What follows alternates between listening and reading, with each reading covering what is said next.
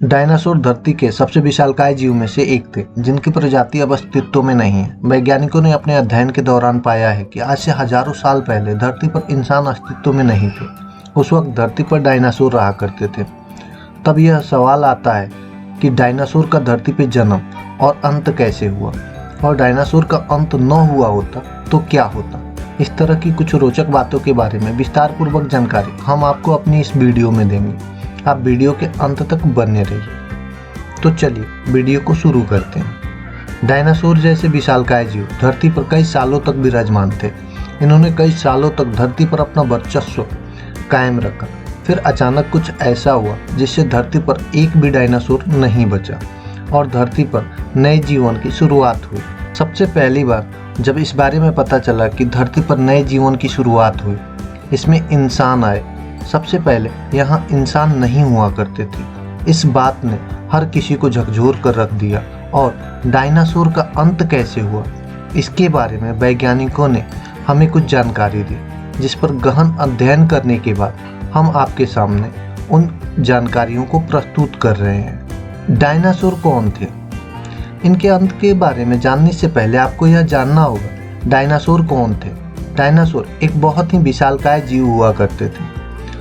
अब ऐसा कह सकते हैं कि धरती की शुरुआत के बाद कोई पहला जीव अगर धरती पर जन्म लिया तो उनमें डायनासोर और इस तरह के अलग अलग जानवर शामिल थे। डायनासोर को हालांकि किसी ने देखा नहीं, मिले अवशेष और कुछ रिसर्च से जो जानकारी मिलती है उसी के आधार पर डायनासोर की एक छवि तैयार की जाती है। डायनासोर के बारे में कुछ रोचक सवाल। क्या वे गर्म खून वाले थे? डायनासोर सरीसृप थे और इसीलिए उन्हें हमेशा ठंडे खून वाला जानवर माना जाता है। उन्होंने एक स्थिर शरीर का तापमान नहीं बनाए रखा, लेकिन इसे पर्यावरण की गर्मी से नियंत्रित किया। जीव विज्ञानी इस प्रकार के जंतु पोइकिलोथर्मिक को होमथर्मिक के विपरीत कहते हैं। हालांकि हाल के कुछ वर्षों में इस बात के प्रमाण मिले हैं कि ऐसा नहीं हो सकता है। पक्षी छोटे डायनासोर के एक समूह से प्राप्त होते हैं, कोइलुरोसौर, जो सैरोपॉड से संबंधित होते हैं और गर्म रक्त वाले जानवर होते हैं। डायनासोर क्यों नहीं होने चाहिए?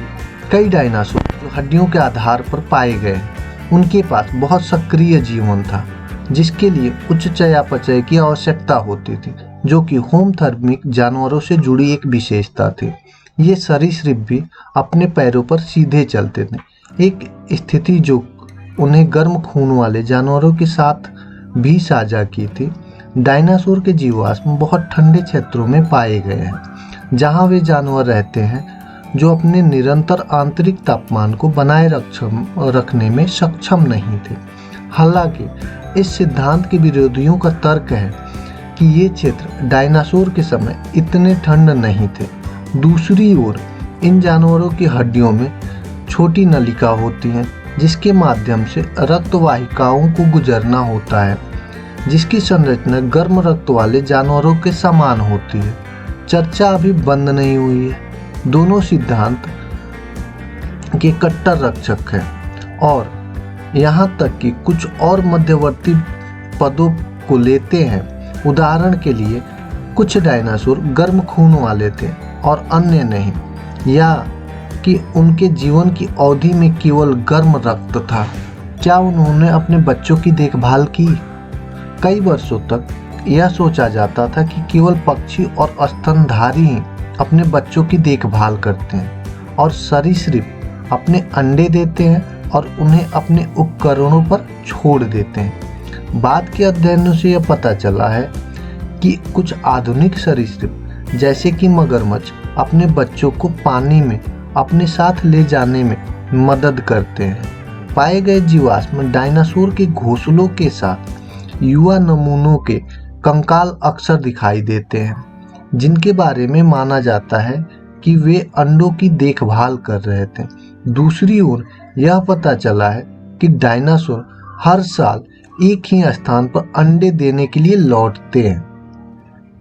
ऐसा माना जाता है कि उन्होंने अपने अंडों को रेत से ढक दिया था और कुछ ने अपने बच्चों को खिलाए जाने पर भी खिलाया था।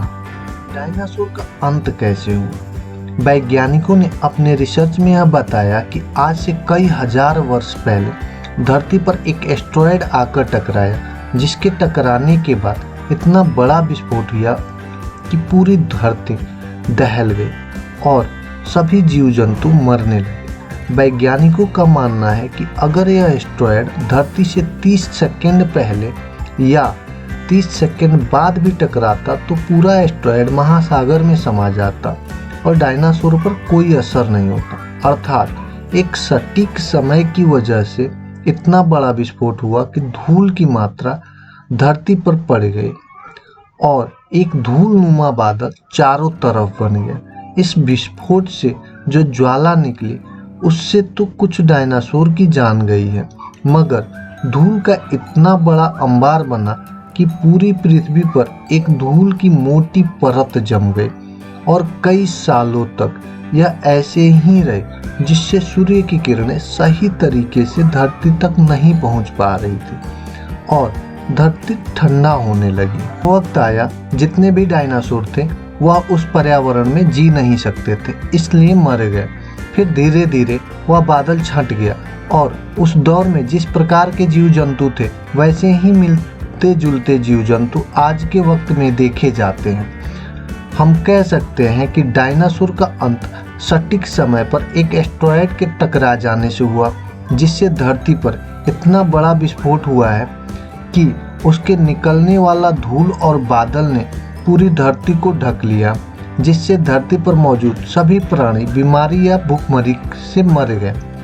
कुछ जीव जंतु जिंदा भी रह गए थे, जैसे चूहा, शार्क और मगरमच्छ धरती पर। उसके बाद और भी अलग अलग तरह के जीव जंतु जानवर को लेकर वैज्ञानिकों का मानना है कि बहुत सारे जीव जंतु खत्म हुए। डायनासोर तो केवल एक प्रकार की प्रजाति है। इस तरह न जाने कई तरह की प्रजातियां धरती पर पाई जाती थी। दोस्तों, आज के वीडियो में बस इतना ही था। आपको हमारा ये वीडियो कैसे लगा आप हमें कमेंट के जरिए ज़रूर बताएं। यदि आपको हमारा वीडियो पसंद आया है तो वीडियो को लाइक करें। यदि आपने हमारे चैनल को अभी तक सब्सक्राइब नहीं किया है तो हमारे चैनल को सब्सक्राइब करके बेल आइकन ज़रूर दबाएं, जिससे आपको हर तरह की वीडियो का अपडेट आप तक पहुंचता रहे।